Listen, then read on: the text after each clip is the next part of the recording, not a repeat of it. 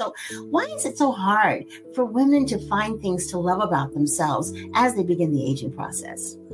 Well, it's a great question, but it's not just the aging process, but I think it really impacts women of our age because we are these cusp generation where we remember where women had no power and now women getting power and being able to have positions of leadership and professional careers and things outside of the home. But, we're still very much stuck in the culture that's been present for 5,000 years, patriarchy, right? Hi, I'm Lennis Woods Mullins, and I love to help women to vibe, to be more vibrant, intuitive, beautiful, and empowered in midlife. So come on, let's vibe.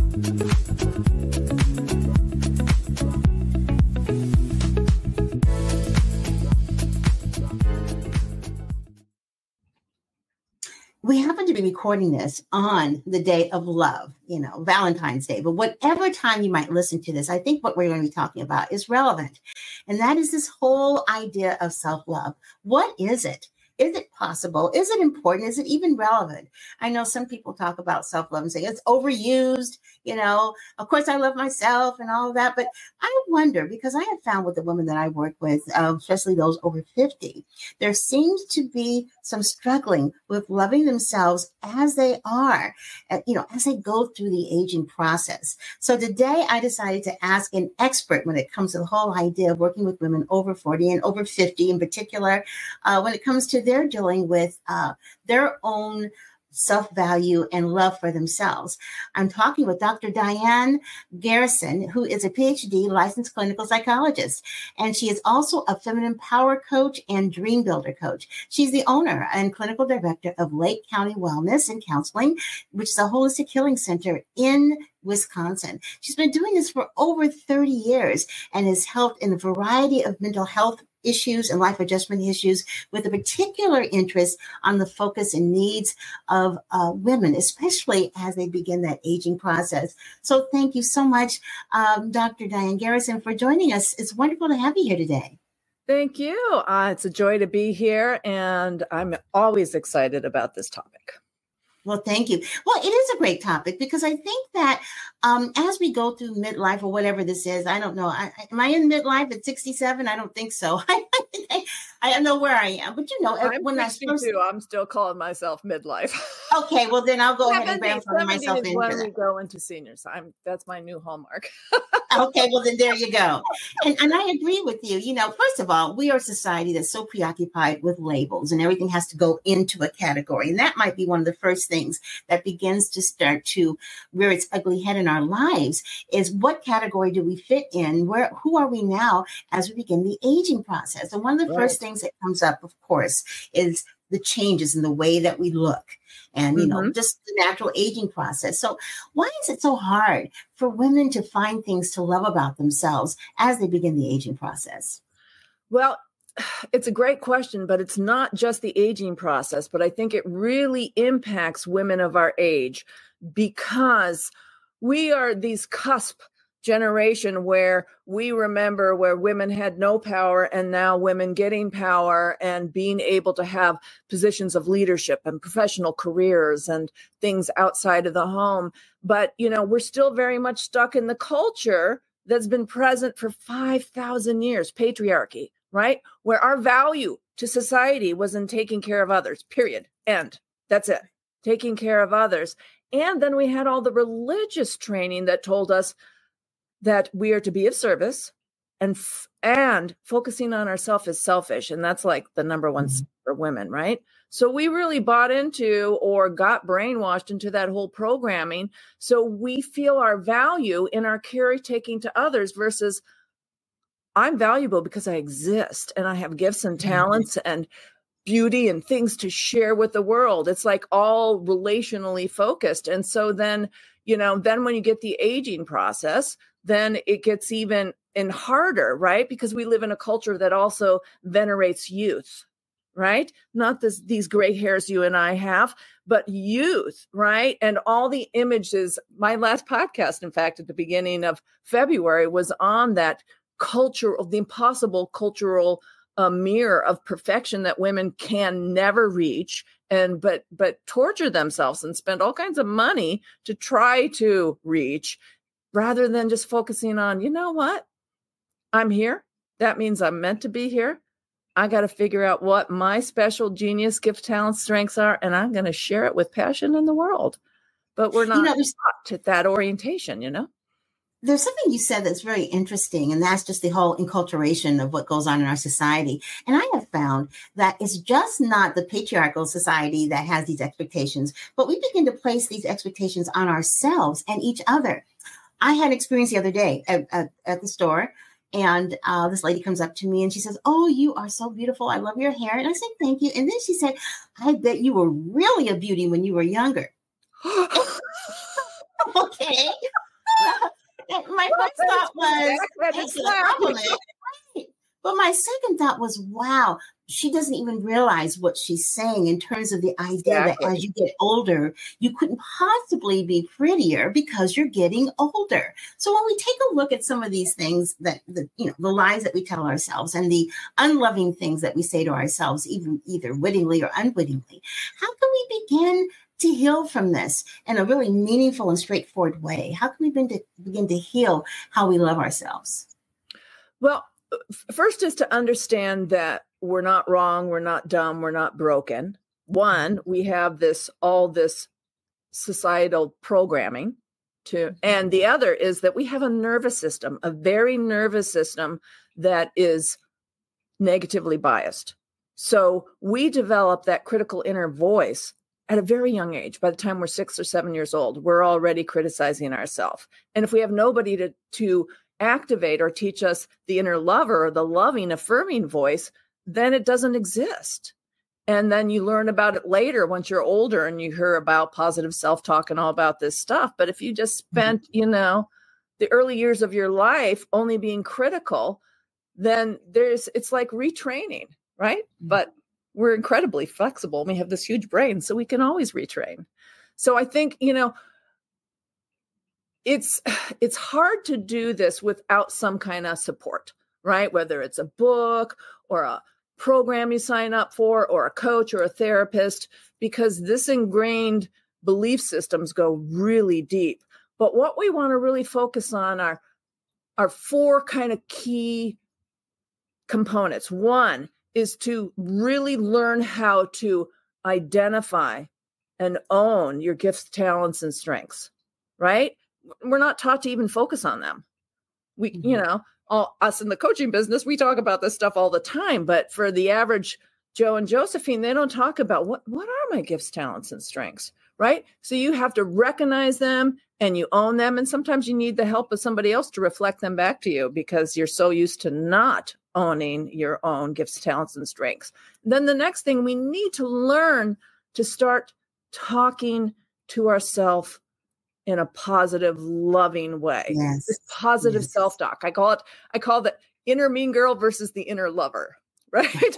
And the inner lover is the one that's like, you go, girl, you did really great. You look fabulous today, and practice that till it becomes natural. The third point is to learn self-compassion. It is ironic that women are masters of compassion. We show up for others. We know how to love. We know how to be empathic. We know how to be there, but we don't know how to do it for ourselves.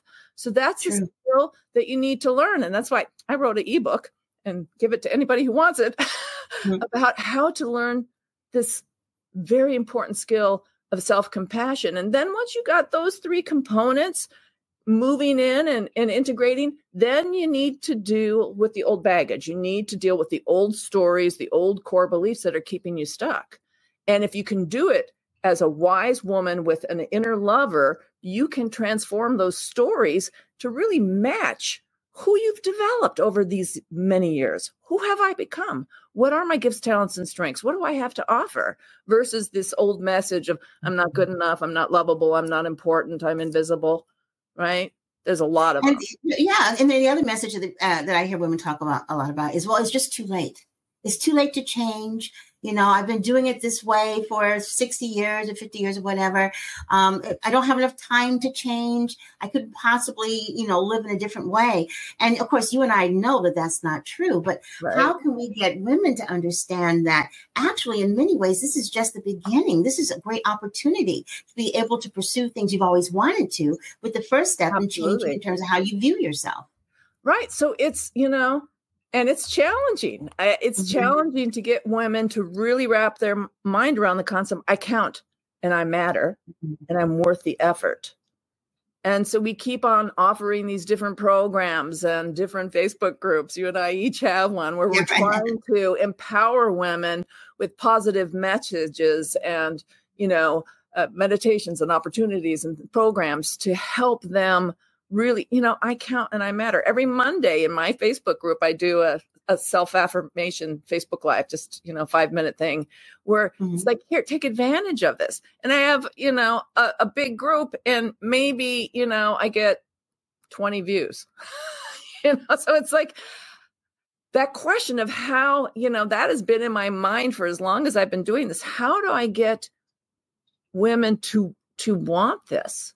Right? To recognize that they're worth it and to want it versus just going on doing the same old taking care of business and everybody else. Right. It's interesting because I have learned that there is a great power in the testimony. And I've started sharing my story more. And I'm going to be sharing my story more and more on the podcast, in my group, and on TikTok, on Instagram, because they look at us and think, well, okay, you've already made it, or you don't have any of the problems that I have. Look at you, look what you're doing. You're out there, you're talking to people, you've written books and all this kind of stuff. But the reality is, in terms of my story, it was out of my sickness that I came to do this. I had an anxiety disorder, and a serious one. And I wanted to figure out how to deal with that anxiety without taking a pharmaceutical. So it was a journey. But I think the very, very first step was, first of all, to decide that I wanted to do something different. That's the first thing. Yeah. But then I began searching out and listening to other women who were going through the same thing, listening to their testimonies. I think sometimes we need to get our stories out of us instead of hiding from ourselves and others and not letting people know what we're feeling, but actually talking about it. And you'd be surprised how many women out there are feeling the same way. Absolutely. I share my story all over the place, because I came to the work I'm doing now because I burnt out. Because I was trying to do it all and do it all perfectly, and I crashed and burned. And I really think that, it was my early 50s, menopause was hitting. I wasn't sleeping well. I was achievement, perfectionist junkie, and raising 2 girls, trying to keep a marriage together, trying to keep my own business together, a therapy practice. And I crashed and burned.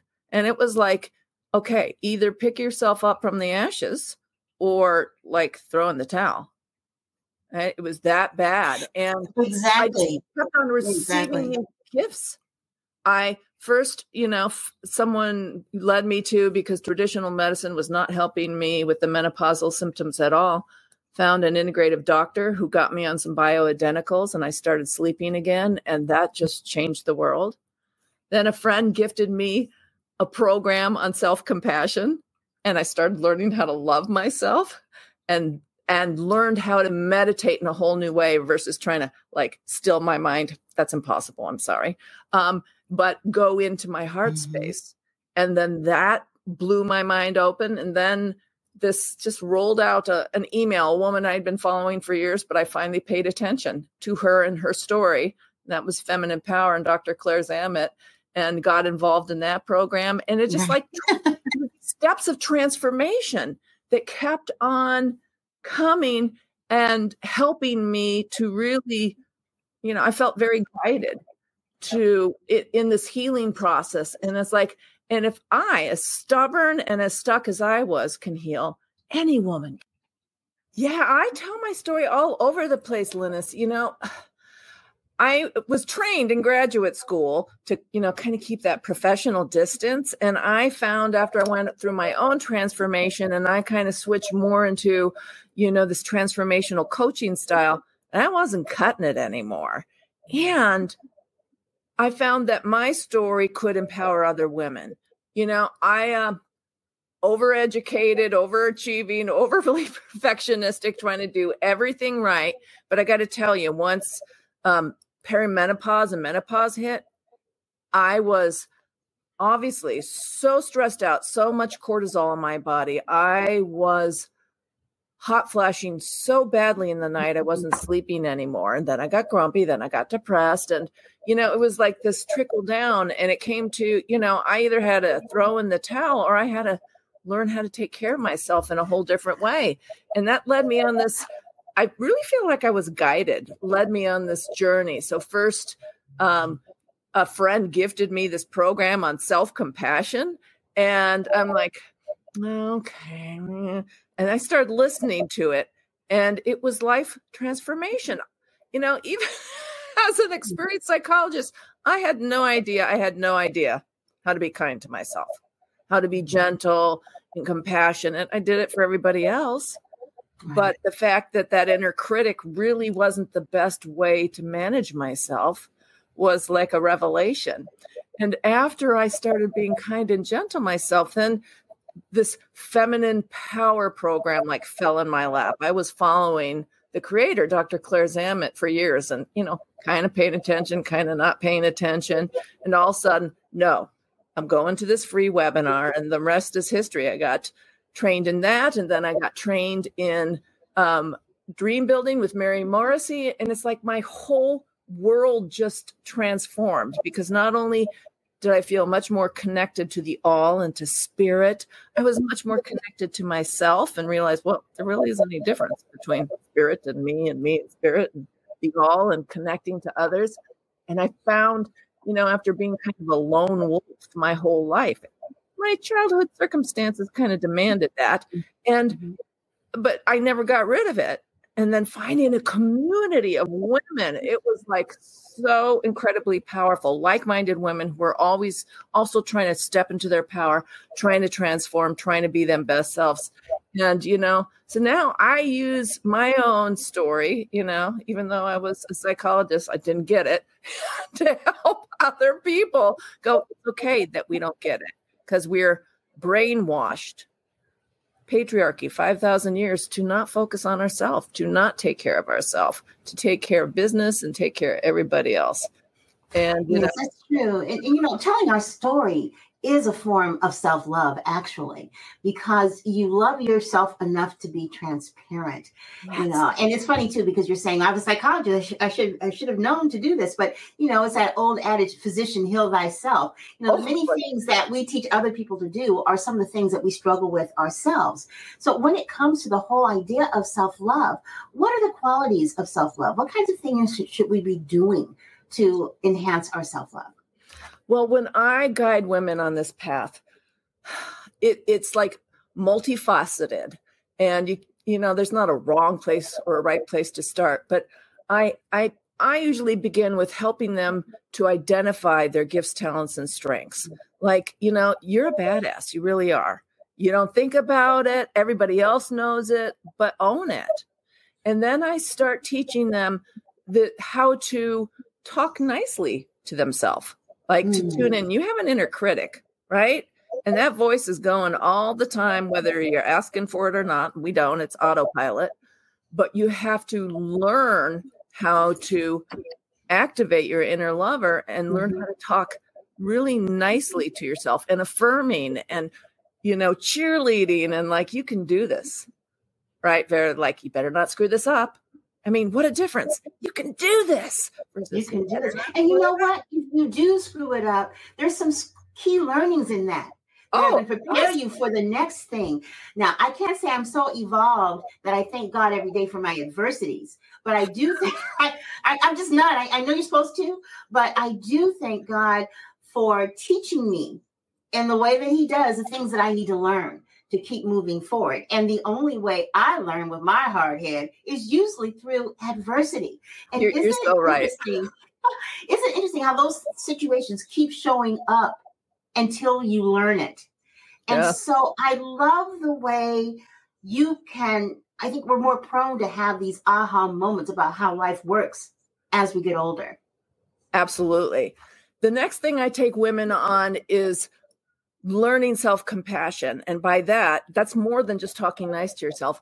It's showing up for yourself when the chips are down, right? So when you have that adversity, that you are kind and tender and patient and forgiving with yourself for having a misstep or a flip up or whatever. So this concept of self-compassion, and it's not that hard to learn because we are finely trained in giving compassion to others. It's just a matter of turning the direction, right? From out here.